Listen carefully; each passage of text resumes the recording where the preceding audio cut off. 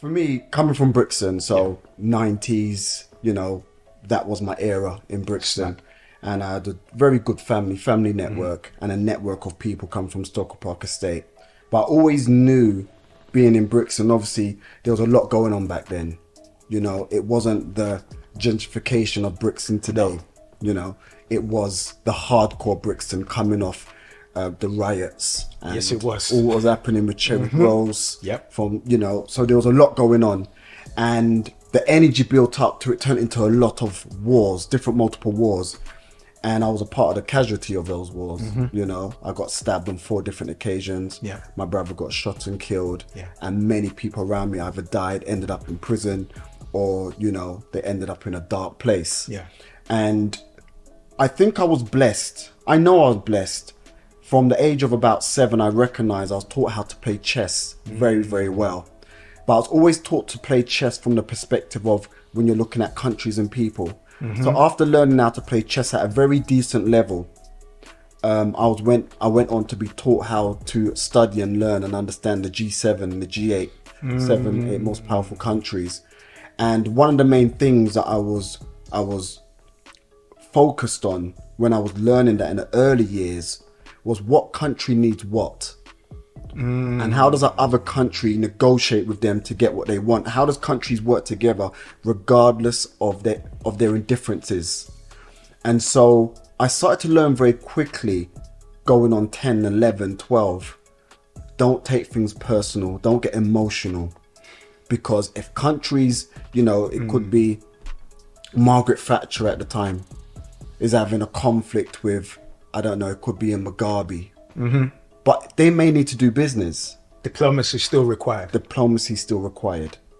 And so it was that headspace. And from an early age, I had 25 mentors globally. That wasn't because of me. That was inputted by my brother, my older brother. And I had, you know, I had spiritual mentors, business mentors, mentors in the world of mind and emotions, mentors when it came to fitness and nutrition and all these different types of mentors. And so they gave me a world view. Yeah. So even though we were in Stockwell Park Estate, we was in the fortress of Stockwell Park Estate, and anyone that lives in an estate would know that there's a type of energy that surrounds you, because you live above, you live under, and you live beside trauma. Yeah. And you're so surrounded by it. You're surrounded by it. Yeah. And the only way you can get out is in your mind. Absolutely. Because you don't have the house in the country to go on the weekends. Do you understand what I'm saying? So the only way to deal with it is to emotionally and psychologically and spiritually remove yourself, even though your body is within that realm. In the world, but not of the world. Exactly. Yeah. And so as time went on, you know, a lot was going on. My brother got shot and killed. I had a son that died.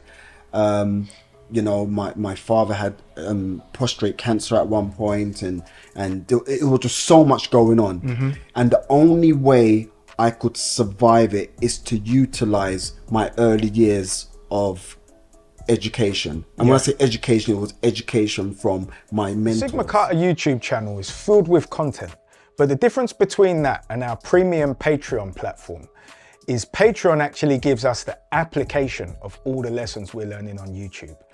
SigmaCarta community is designed for our personal, spiritual and entrepreneurial development. There's no way we can just hear information once and get it.